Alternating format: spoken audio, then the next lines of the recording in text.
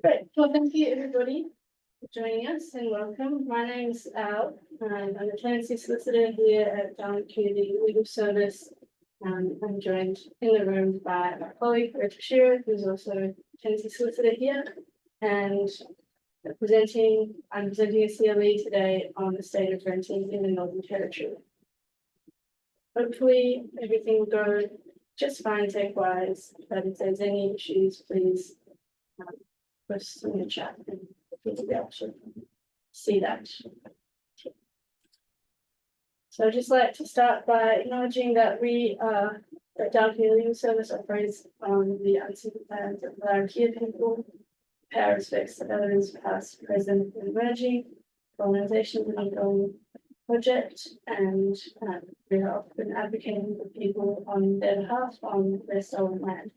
So set the scene with that and move into an overview of what we'll be talking about today, which is basically where rental reform is up to in the Territory. And firstly, looking at who rents in NT, the statistics there very briefly, then going into the history of rental reform with a question mark because some of these things I'm going to say reformist, and then looking at what we've previously campaigned on, what's currently being committed to, and then ending with the current campaign that we have running and what we're asking for to be performed as our 10 key priority reforms.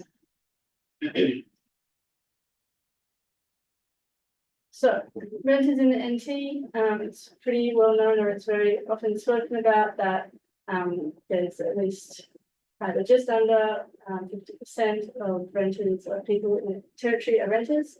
And that number has fluctuated over the last 30 years from 40 to 50%. It usually sits around just under the 50% mark. And as you can see, we're above the national average, and that trend has also continued over the last 30 years, that we're generally at least 20% above what the national average of renters per population base is. And you can see there, this is a graph from our renting survey where we looked at the asked question of how long have people been renting for. You can see that it's kind of trending upwards, 6 to 10 years plus is the majority of renters in the Territory. Obviously, it wasn't there was a survey done with particular view on mind to get the experience of renters, so it's not the same as ABS data, but it does give us an insight that people are renting for quite a while. So looking at the history of rental reform in the Territory, we'll go back to the 1990s, where there was a discussion paper put out in 1992, which was looking at how we're going to introduce a Residential Tenancies Act in the Territory. All the other jurisdictions were doing it. It was a national push to regulate residential tenancies in particular. And as with most things, the Territory was the last to do it. But the initial recommendations from that discussion paper were that there be a bond holding authority and the interest to be going towards the NT Office of the Commissioner of Tenancies, like that there be standardized forms with the disclosure of rights and obligations and information to tenants on what they could seek in terms of redress if things have gone poorly, and that condition reports would be introduced and made mandatory whenever there was bond requested, and that would be held with the Commission as a future reference point. And the reason I bring these up in particular is that these are all currently not in the Act in the way that we'd like them to be. So despite predating the existence of the Residential Tenancies Act in its entirety, they're still not where we'd like them to be. So the following year, 1993, the working group released their final report, had 115 recommendations, which were generally geared at bringing us into line with some of the jurisdictions and how they'd approach their residential tenancy legislation. And again, one of those recommendations was a central bond holding authority. 3 years later, we have a draft Tenancy Act, and in 1999 it was passed and came into effect in 2000. But then from this next slide is covering the 2000s to the 2010s. So we see a bit of activity. I really just picked out, I guess, the most significant reforms or amendments that occurred, and can kind of take from it that a lot of it was geared towards public housing and social order, basically. So in 2006, we have the introduction of anti-social behaviour agreements and third-party right to seek the termination of a tenancy. In 2010, there was some largely technical amendments, but they also inserted a provision where the commissioner could pay for an evaluation of property where a tenant was making an application that the rent was excessive. They also made a change that ensured that condition report continued over multiple tenancies, provided that an original tenant was still residing there. And a lot of those amendments were due to the fact that NTCAT had made some decisions that kind of pointed out these issues in the law. So they were just efforts to resolve issues that had arisen. They weren't looking to better improve the act more generally. In 2010, the Northern Territory government puts out an issues paper on various areas of reform for the Tenancy Act. In 2011, we see the introduction of public housing safety officers, and 2014, the jurisdictional transfer from Commission of Tenancies to the NTCAT, Northern Territory Civil and Administrative Tribunal. In 2015, we have another issues paper specifically on bond holding authority. And then 3 years later, we've got nationally agreed provisions regulating tenancy databases. And I know there's a comment there from the Economic Policy Scrutiny Committee, which looked at that bill in 2018, which recommended that the government undertake a comprehensive review of the Residential Tenancies Act to identify opportunities for improvement and propose amendments to contemporise the Act. And that was really in response to the amount of submissions that the committee got, which were talking about the tenancy databases, but also raising a lot of other issues. So that prompted them to make that recommendation. Later in the year, the Northern Territory government commits to a full public review of the Act later in the year. And we have a little blast from the past of Natasha Files as Attorney General the following year, saying that the Territory government will be reviewing the Residential Tenancies Act that it had been operating for more than 18 years and no longer adequately reflects the shift in residential rental trends, which include people renting for longer periods of time. And to this, we would generally agree. Then in 2020s, so we've got another discussion paper from the Territory government in 2019. And the following year, we have some very minor amendments to do with the keeping of pets or applying to keep a pet at a rental property, which was significantly watered down, and a new Part 15, which goes to termination of public housing tenancies. And as you can see, there's a snippet from Leaders NT News where the reforms dismay tenants group, which is our tenants advice service for not pushing harder, I guess, and particularly in mind to the reforms that were needed for domestic and family violence, or tenants who are experiencing domestic and family violence. In 2022, we get the final report of the RTA working group, which had looked at all the submissions from the discussion paper in 2019. Then they make various recommendations, which I'll refer to during the course of this presentation. The following year, we have the National Cabinet's Better Deals for Renters, which was, I guess, an agreement between the premiers and the chief ministers of the states and territories about a joint approach to improve renting across the country, as a way of showing that they were doing something without actually doing something, because the National Cabinet at federal level, at least, or federal level, they can't change any of the residential tenancies laws. So it was just a way to kind of prompt the states and territories to take more action, and so that they could get their Housing Future Fund through Parliament. That same year, or later in that year, we have the most substantial changes to the Residential Tenancies Act we've seen possibly since they were introduced, which relate to protections for tenants experiencing domestic violence, minor safety and security modifications, or at least a process for a tenant to do them. They still need to undertake them themselves, but there's, I guess, a process set out where the landlord can't unreasonably refuse, a cap on lease break compensation, prohibition on rent bidding, privacy and data protection, extended termination notice periods are now 60 days, and the introduction of electronic service. We got a much bigger shout out in the NT moves when that passed. So I guess just to run through history, just to look back again at our previous campaign that we've run, which was Make Renting Fair, Safe and Certain. We had an 11-point plan, and I guess the reason why I'm drawing this to bring this to the presentation is just to give a sense of what's previously been sought, and I guess the progress or the very minute progress we've made, and the fact that 2 of those things are now crossed off the list. And I guess that's the effect of advocacy over many years and continuing to push. And it was very much helped by National Cabinet's Better Deal for Renters and I guess the nationwide focus on renting and rental reforms, and centering the Territory as one of the jurisdictions which is the furthest behind.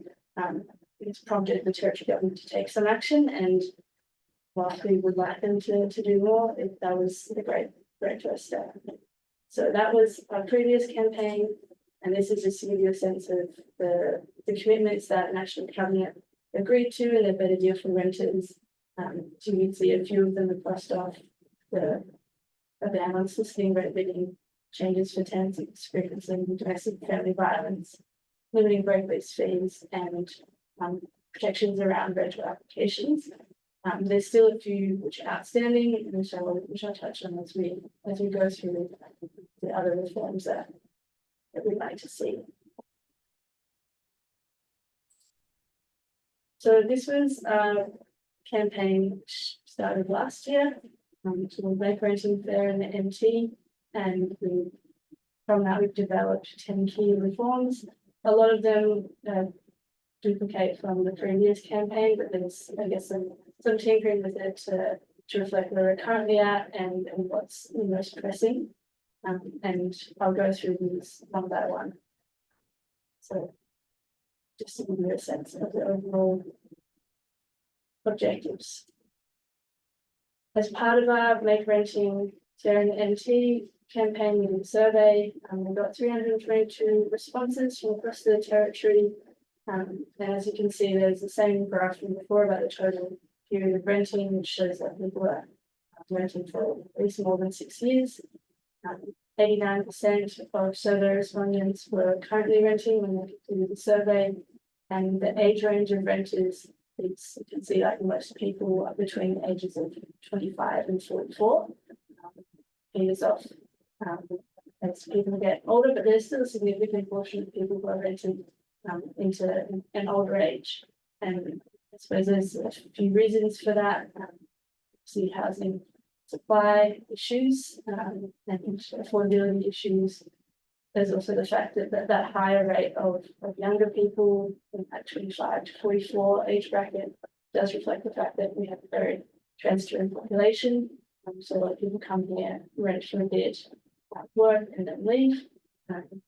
But I guess what we hear, at least anecdotally, the tenants advice service is that that experience of renting can be very impactful in someone's decision on whether or not to stay. And a lot of people might leave and then they're just absolutely fed up with it, and we're helping them through their bond process while they're interstate. So I guess if we're wanting to keep people in the Territory, keep those workforces that we really need, reforming our rental laws and making sure that they're at least on par with other jurisdictions is a great place to start. So the first reform ask we have is the creation of an independent NT bond board. As I said before, this predates the introduction of the Residential Tenancies Act itself, having first been considered in that discussion paper in 1992. It was again recommended in the issues paper of 2015. You might already all know this, but entities are a jurisdiction in the country without an independent bond board. And it's something that we see, bond issues is something that we see a lot of. And to us, it's a no-brainer, and I believe it's seen that way. It was seen that way within the government, that it's not a matter of if, but how they were going to do it. But we would really like to see that kind of progress. It's been clearly decades in the making.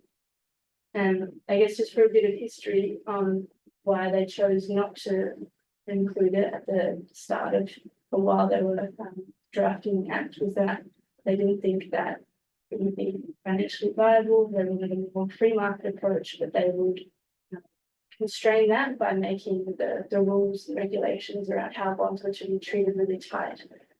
But we can see, or in our experience, that doesn't stop landlords and real estate agents from not complying with it, and it doesn't get around the fact that there is an inherent power imbalance between tenants and landlords, which make it really difficult for a tenant to pursue as either at all or as hard as they want to, for fear of consequences or getting a poor reference. So the free market approach doesn't work. We have a power imbalance, basically. And these are just some statistics from our survey, which found that 37% of renters had not had their full bond returned, and 36% had, but felt they were uncharged unfair amounts for small repairs. And then this goes to, the legislative requirements, which were supposed to be watertight, so that they would be complied with. Despite those legislative requirements, that a landlord needs to provide an RT08 notice within 7 business days, less than 30% of renters who responded had their bond returned to this time, and 38% had not received an RT08 within the required period. It's a pretty strict requirement. So the fact that there's that number of people who are just not getting those notices is a bit telling. And lastly, almost the same numbers of renters who resolved their bond dispute, which there's some ambiguity around the word resolved, by mutual agreement with the landlord or real estate agent, which was 24%, as those who were not able to resolve their issue at all. So the reason I said there's some ambiguity is that resolving could be, I wasn't exactly happy with it, but I got something I got back. So that just goes to show that there's a significant amount of people who are walking away from the tenancy feeling like they've been a bit hard done by. And if things were different, maybe if we had an independent bond board, they might have got their full bond back and there would be no issues. And you can see only a very small percentage of people, 14%, took their bond dispute to MTCAT, which is where they're supposed to go, which is again telling in itself that people may be concerned about their future prospects in renting. You might want to make it too big of an issue. The second reform is the introduction of minimum rental standards. Everyone deserves a home that's safe and livable. However, currently the NT doesn't have specific minimum quality standards. So the only requirements we have are that premises to be habitable, so they meet all health and safety requirements, they're safe, clean, and secure. The Northern Territory Government has appeared to be historically opposed to introducing specific minimum rental standards, and that was kind of fleshed out in the 2019 discussion paper, where they basically referred to the building code and provided the property is compliant and certified with the building code. They have to maintain that compliance with prevailing standards. It's questionable whether regulations need to be developed to replicate those standards specifically for rental premises. And then they finish with arguably any breach of building or sanitation standards would give rise to action under Part 7, which is for compensation. I think in our experience, we've seen that it would be really beneficial for tenants to be able to specifically point to a section in the Act or language in the Act which says that you are to provide X. It doesn't have to be that onerous, it just needs to give people a sense of what am I legally entitled to, because where that grey area exists, people don't feel as forthright about pushing for things which they really should expect as when they enter into a rental property. So in the National Cabinet Better Deal for Renters, they agreed to phase in the quality standards for rental properties, and they gave some examples: stove in good working order, hot and cold running water, and many other jurisdictions that either already have these or are in the process of phasing them in. So it's not the case that there is an argument that we do have minimum standards under the Act, but we're really asking for those to be specified and clearly stated, and not just left at the whims of what a tenant might. If they want to push it, they can. It needs to be clearly outlined. It would ensure that only those properties which meet these standards can be rented out and profited from by landlords. And if the property wasn't rented out without satisfying these standards, for instance, would be able to seek recourse with reference to the specific standards rather than the property generally.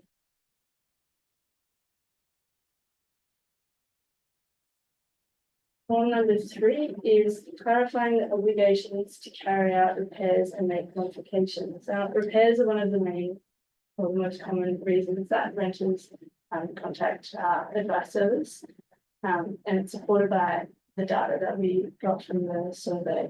So most renters, 76%, had experienced repair issues while renting, and more than half have had to pay to fix things themselves while renting. And 69% of renters surveyed were not allowed to make modifications to their rental property. And the graph at the bottom just shows the different types of repair issues. So the most common being plumbing and air conditioning, followed by security, services, premises, and structural issues, which I would say accurately reflects what we see on a regular basis, particularly in the build-up regarding air conditioning issues. And 47% of renters surveyed have requested emergency repairs that were not carried out within the legislative time frame, 14 days. And 37% of renters had structural or security issues that just weren't addressed during the tenancy at all. And you can see in the graph that the average time of repairs and modifications, and it's generally 15%. Of the highest answer is 2 to 3 weeks, which isn't too bad, but then there's a lot that fall within that middle ground, and it says a lot of ambiguity as to that data as what the seriousness of those repair issues were, and whether the landlord was doing what they needed to do or acting with reasonable due diligence in making sure those repairs were undertaken. And of course, there's the 15% which happened in 2 to 3 weeks is balanced out by the 13% which were never completed. So I guess going back to minimum rental standards, if those repairs related to things that were in breach of the minimum rental standards, the tenant will be in a much stronger position to make the argument that they get some sort of recourse if those standards were particularized and stated that you must have this in these standards. And I just wanted to end on this one. Obviously, for all of these reforms, they're just basically topics of reform. There's a lot of things that could come under them that we've spent a bit of time fleshing out over the years. And it would just take up too much time to have to go through every single amendment that we would propose. So we've not actually gone and written out exactly the amendments that we'd like to be made in the Act, but I've put in the recommendations of the working group in 2022 as just a reference for what types of amendments that we would support these amendments that are up there, and to, I guess, highlight the fact that a lot of what we're seeking is in that controversial in the context of it having gone through these bureaucratic processes and working groups and come out the other end, and we agreed to at least some of them and all of them that are up on the screen at the moment. So explicit time frames for ordinary repairs, replacing the tenant initiated repairs process with the ability to apply to NTCAP, as is the case for emergency repairs, specifying water heaters, air conditioners, like household heaters as items that come under emergency repairs, and the ability for tenants to make other minor modifications, but the simple permission of their landlord, which is now the case for safety and security modifications, but we think it could go a little bit further so that tenants can live in a house and can make it a home, with some reasonable caveats to that. Reform number 4, again, is a huge topic in itself, and it's improving accountability and transparency for landlords and real estate agents. So currently, the burden for enforcing breaches of the Act by landlords and agents rests with tenants, but tenants might be reluctant to pursue a complaint for various reasons. As I mentioned before, that power imbalance is a really big one, and increasingly in tight rental market, people are just not feeling comfortable in raising these disputes for fear of what might happen. In our survey data, we found that most renters where repair issues occurred during their tenancy did not seek compensation, and most renters had issues communication issues with their landlord or agent during their tenancy. In addition, the Act doesn't regulate a lot of the common examples of poor conduct on the part of landlords and real estate agents. Examples making false and misleading statements. Even though the inverse is true, a tenant can't give false information under the Act, and the existing professional rules for real estate agents are not, generally speaking, applicable to renters. They will aim in the direction of the real estate's obligations to the owner of the property or a purchaser of the property. And just to end on, 1/3 of renters who completed our survey had experienced their landlord or agent threatening them to do or not do something, and that would generally be consistent with what we see.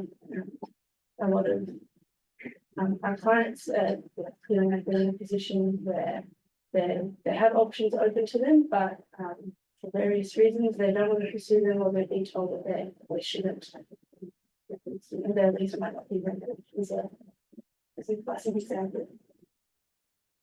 And this is just a shot on the communication from a landlord or real estate agent regarding repair issues. So you can see that a lot of it trends towards the okay to poor and very poor, which again is consistent with what we see. Obviously, there is something very good and good, and that's great to see, but it's not the majority of experience. Reform number 5 is introducing protections for people living in co-tenancies or shared housing arrangements. So with increasing cost of living and housing supply pressures, more people are choosing to rent together to afford the cost of rent. In addition, as I said earlier, many people first rent when they move to the territory, and their experiences of renting can influence whether they choose to stay. Despite this, the territory doesn't have any specific laws for renters living in share houses or co-tenancies, which can lead to some pretty unfair outcomes because it's difficult to apportion liability between co-tenants with how the law is currently set out. And we really need greater clarity to resolve disputes and protect individual interests to avoid all of the responsibility landing on the last person or renter standing. Which can happen, although the person whose name's on the list, despite there being a lot of other people there over time, there being some understanding of real estate or landlord that there are other people there. Just overall greater clarity is needed to make sure that there's no unfair outcomes.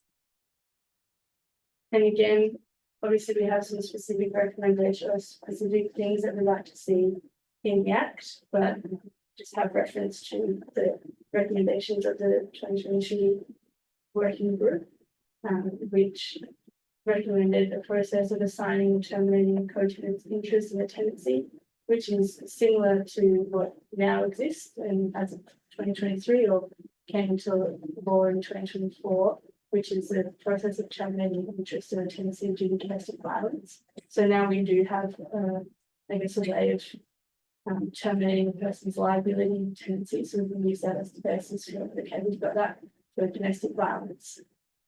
We can also have it for co-tenants. Clarifying that a departing co-tenant's liability and obligations under the tenancy agreement ceases on the assignment or termination of their interest, which again is similar to experienced a termination for domestic violence, and empowering the tribunal to determine the apportion of liability between co-tenants. All of these things are things that we would agree with. Yeah, we've got our own specific amendments that we like to see, but just to reiterate again that these reforms aren't controversial. They've previously been recognised as very valid and necessary, and we just need to see them passed into law. So reform number 6 is ensuring protections for all people who rent in an NT. Currently, many people miss out on basic rights and protections due to gaps or inconsistencies within the Tenancy Act. It's exacerbated by the high rates of homelessness in the territory, which means that many people are residing in short-term, transitional, and/or supported accommodation. And I know that they're usually residing in these short-term accommodation facilities for a long time because of a lack of housing supply generally. And that's where issues can arise, where people who are living under basically pseudo tenancies don't have the protection of the Residential Tenancy Act. So we're really asking that the scope of the rights and protections be clarified and expanded to ensure that all people who rent in the territory have some form of living protections, which includes people in student accommodation, hostels, holiday providers, supported accommodation, commercial residential arrangements, and caravan sites, which aren't covered by the Caravan Parks Act. Obviously, there's a lot of finessing and nuance that goes into the coverage of people under the Act and what rights they have relative to the type of accommodation. But it needs to be addressed. There needs to be something, because at the moment there's nothing basically, and it's a big issue we're seeing with particularly people staying in supported accommodation or transitional accommodation for longer periods of time. And it was also noted by National Cabinet that we did for renters that there was an agreement to consider the options for better regulation of short stay residential accommodation. Form number 7 is increasing protections for rent increases. So currently, rent increases are limited once every 6 months, and there's no caps on a rent increase, although a tenant, if they felt that it was excessive, could apply to the tribunal for a declaration that is the case. We believe that limiting rental increases to once a year and anchoring it into an objective standard, such as cost of living, would underpin a fair marketplace.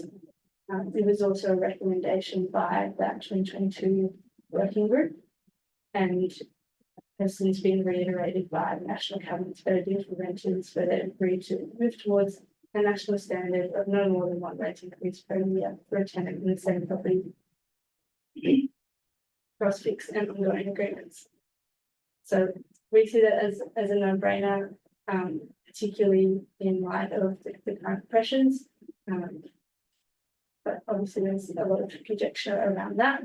That's probably one of the best ways to ensure the sustainability of renting and the affordability of renting, noting that more and more people are renting for longer periods of time.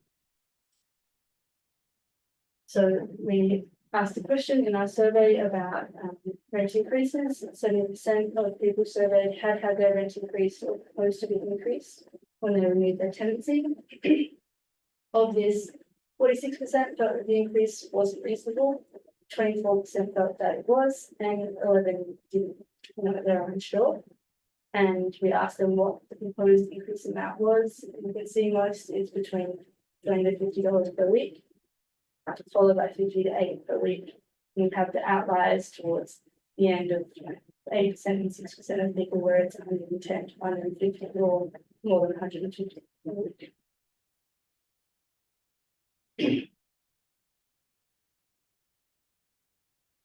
Reform number 8 is prohibiting no grounds evictions and introducing other protections for terminations.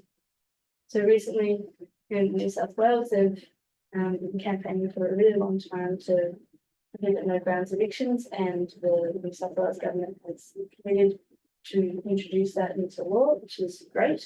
But as it stands in the territory, landlords do not have to have a genuine reason to terminate the tenancy, and there are no protections or appeals process for retaliatory termination notices.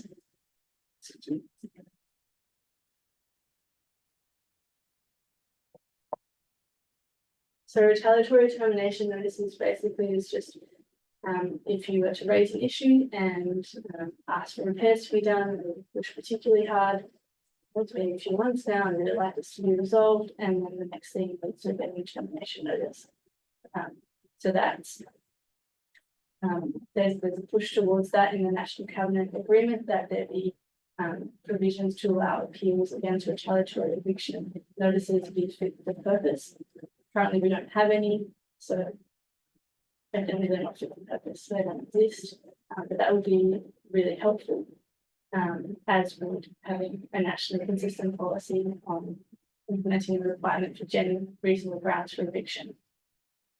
And these can be things like selling a property, doing major renovations. They're not groundbreaking reasons. They don't have to go out of their way to prove them. It's just something beyond your tenancy has been terminated or will be terminated in the next 60 days. And you can see, I guess, the effect of not having these protections in that survey data, where 40% of renters were too scared to report an issue out of fear of eviction or receiving a bad reference. Form number 9 is introduction of standardized forms and processes. So like with an independent bond board, the idea of standardized forms predates the Residential Tenancies Act itself, being recommended in the 1992 discussion paper. We still don't have a requirement to use standardized forms, for example, standardized tenancy agreements, condition reports, etc. In the National Cabinet's Better Deal for Renters, they have an agreement to prescribe a rental application form in each jurisdiction with required documents limited to 2 in each of the following categories, which is the identity, ability to pay rent, and the suitability to rent the property. The latter half of this commitment has now been implemented with the Consumer Affairs putting out their guidelines on what a landlord can and can't ask for in a rental application. But we still don't have a prescribed rental application form in the territory. These forms would, like, one, they would be useful in that everyone would have the same one, and they would still have specific conditions, but they would at least set out the basic rights and obligations as under the Act, which would be an improvement on what's currently out there. But they could also have more positive benefit in providing explanatory information for tenants, as well as information regarding legal services and how they can access support. So it would also be an informative resource that everybody would get when they're renting, particularly when we have international students or migrants, be really useful information for them. The last reform is closing loopholes and modernising the language of the Residential Tenancies Act. And this is, I guess, quite a large topic, because there's a lot of things that we would want to see closed or modernised, just to make the Act a bit more user-friendly.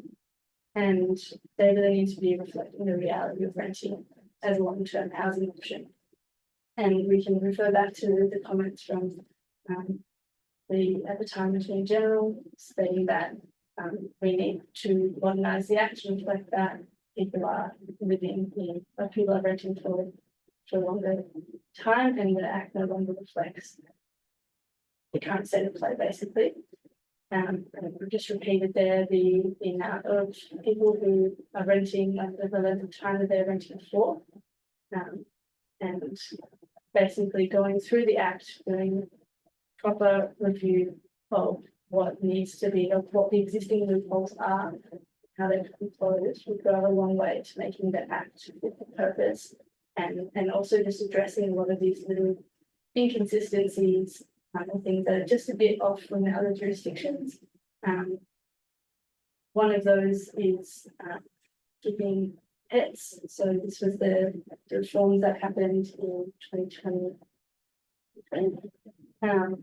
where tenants now have the ability to apply to a landlord to keep a pet, but it only can be used or relied upon when the tenant is currently in the tenancy. There's no mechanism for applying in advance of entering the tenancy. So basically, if you did have a pet, you would want to wait and maybe keep it with someone else for a while and then make the application to your landlord. That seems to be a more logical use of the laws than really owning up to the fact that you do have a pet and asking and risking the rejection, because there's no legal protections or there's no mechanism for disputing a rejection on the basis of a pet. Whereas there is once you are in a tenancy, and obviously that's not a great place to be. It's a legally grey area and not something that you would want to have to go through as a tenant when you're first moving into a property. There's a lot of stresses there. So clarifying or at least providing a mechanism for people to apply in advance of entering tenancy would help to resolve that situation. In our survey, we found that 32% of renters had been refused a home because of a pet or weren't allowed to have a pet. And the majority of those rejections related to rental properties that were not managed by a body corporate. And that's surprising because the law specifically exempted body corporate properties. So we would have thought that it would be the majority of people who have been refused to have a pet or not allowed to have a pet would be residing in body corporates because they are exempt under the Act. But most people have been living in regular properties which aren't otherwise exempt from these in that process. So I think that's it in terms of there's a few other examples that come to mind, but it's a pretty long list, and I'm mindful that it's been a lot of information. So I think I'll just carry on. I think we're coming to the end. Yeah, of the presentation. This is just if anyone needs help as a tenant, we also help people who are boarders and lodgers, live in caravan parks, live in supported accommodations best we can, public housing tenants. The slide's not been updated to reflect that we also help social housing tenants, which includes residents residing in community housing, and town camp residents or remote housing residents. I think that's it. Thank you very much for listening, and if you have any questions, I'm happy to answer them. So we'll stay on the line for a bit. I'm going to race through that. So go for it. Yeah, I have like sort of questions. So with the minimum standard that which we provided by the landlord, who actually like monitor with the if they are just renting directly, not by the real estate agent. If like real estate agent, then they have like kind of condition, then they have this set up. But if like directly, because like when the students they just rent share, and then I heard that the one who like the one who came killed by the one was the condition was very bad. Yeah, so I was just wondering who actually makes sure that you do the Yeah, I guess yeah, it's a good question. I guess the starting point is that there's no delineation in the Act between the landlord or the real estate agent. So wherever it says in the Act that a landlord may conduct a condition report or an inspection, that's the landlord's obligation regardless of whether they're privately renting or through a real estate. It's just that when they are renting through a real estate, it's the real estate agent who will go and do the report. In terms of who would be looking at whether a property is at the minimum standard, it would still fall on Consumer Affairs, who are the current enforcement body, and it would still rely upon tenants reporting things in order for Consumer Affairs to investigate and enforce it. So it would probably require an increase in their funding or their powers potentially to make sure that they're actually able to do that work. So for example, if we see something like that one look like, so we can call the consumer affairs. Correct, That yeah. would be the first point to go to. Yeah, I mean, obviously you can contact us. Yes, yes. but, like, we don't have the investigative powers. Yeah. We're just a legal service that can tell you what your rights are, but yeah, the consumer affairs are the ones who can take action, investigate something, and if they want to, they can enforce it via a warning, reprimand, or a financial penalty. Serious. Hello. I got a question. I have a situation where the landlord rented out a property in the city for $425 a week for 12 months. And the tenant at the time, this was a renewal of rent. And the tenant at the time wanted a rent reduction. And the landlord reverted to the tenant and said, the market rent is now $500 a week. You're already getting a concession. Now the rent for those properties are between $540 and $570 a week. When it comes up to renewal in April next year, there's going to be a significant jump from 425 to at least 540 seems to be the average in that block of units in the city. Isn't the landlord within his rights to increase it to the market rent? That's a good question. I guess we look at, like, yeah, currently under the Act, the landlord is within their rights to put the rent up at whatever they see fit, which is generally speaking the market rent, although sometimes it can be higher. I think it's important to think about how that market rent can fluctuate over the course of the year, and say if you were to be trying to rent in the dry season, or where there's an influx of teachers, that rent would be a lot higher than when it would be if you were renting, say, in the wet season of the build up. So I think there needs to be balancing of what is an appropriate rent, and there also needs to be consideration for what people can afford. Generally speaking, it's seen that 30% of your income, anything above 30% of your income you spend on housing has the potential to put people under rental stress, which would then have a long effect on the rest of their finances and their ability to save and enter the housing market eventually, because that's what they're looking to do. So I think when we're talking about rent increases and potentially rent caps, we need to be mindful of the broader systems at play and the constraints on people's ability to have a roof over their head. So the rental stress, if the rent of this, say this couple, they can't afford it because of rental stress, then the obligation is to go and find another place where they can afford, not want to live in luxurious, well-maintained accommodation and want cheap rent because there is rental stress, cheaper than the market. I mean, at the end of the day, what I don't understand is we have landlords under stress. The interest rate has multiplied. The insurance has gone up. The rates go up. Everything goes up.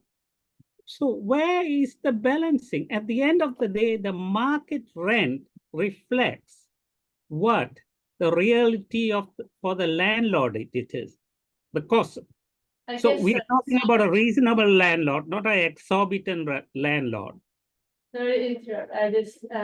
I guess we might just agree to disagree on this front. I think there are some factors that have led us to the point where we are now in regards to housing policy and taxation settings, which have made ownership of a property or renting out a property as an investment rather than as a priority being investment rather than securing housing for people. And I think at least my perspective is that it should be skewed more in favour of ensuring that people are housing as a human right as a fundamental basis, and ensuring that people have access to that right. And they don't, like, I understand your point that if you can't afford somewhere, find somewhere cheaper, but sometimes the reality is that there is not a lot of other options that are cheaper, and the other options that might be cheaper you wouldn't consider them to be habitable. So there's a few things. So what you're saying is, I think I totally understand, but what you're saying is that the landlord should wear the loss for providing for a tenant. I did have a question as well. Yeah, sorry, we've got another question in the room here. So I've only just moved up to the territory last week, so a lot of the context of this is quite new to me. Obviously, we did have a change in law, expecting a change in government quite soon. Is that likely, because I'm not aware of what their kind of promises and things were, are you kind of expecting that that's going to impact or kind of shift how rental reform could go in the near future, or? Yeah, it's a great question. Loaded question. Yeah. Did they, like, I'm not sure, did they have any kind of policies explicit, or any kind of like major threats or opportunities? I think we didn't put to them explicit like would you do X, Y, Z. I think anti-shelter has done, but I can't remember the CLE's response off the top of my head. I think generally the experience of the last DCLS's last two campaigns shows the power in the national discussion of renting and different jurisdictions coming to the table and coming together and really pushing to move the standard up. And really the territory is the one kind of lagging behind. And so there's some jurisdictions like ACT and Victoria who are kind of being hamstrung by the fact that the territory is so far behind and there's this national conversation, which means that the better deal for renters has commitments that they already have and that they don't need to have a commitment to. But they're really helpful for us because they help us push us along basically. So I can't really answer to the territory front. I don't want to say anything either on that, but I would say that our strength lies in pushing at a national level because in so many things the territory is the furthest behind, and there's no reason for that. We should be on par with other jurisdictions. If you rent in WA, you move to the territory, you should have the same rights. So Impactful targeting, the national kind of, as opposed to the banks. Yeah, no, I agree, and just to reiterate your point before, what I was saying about rephrasing and restructuring how we look at rental properties in Australia as a way from an investment and an opportunity to get rich, which has been for the past however many years, and our family members and generations before us have been lucky to benefit from that, but now restructuring to having housing as a human right. I was lucky enough to attend the National Homelessness Conference a week ago, and that was a really, really interesting perspective by looking at, the path out of homelessness isn't into buying your own home, it's into a rental. So having these rental protections that are in line with the rest of the country, particularly in the NT where we do have those extremely high rates of homelessness, is so important, because not only have you got the current balance between renters and landlords, and lots of renters like us, young professionals, very capable and we know our rights, but then there's also that extra potential to have even more vulnerable people in rental properties, whether that's social housing, private rentals, community housing, etc. is there any other questions on the chat? I'm just mindful of time at the moment, so we have time for one more.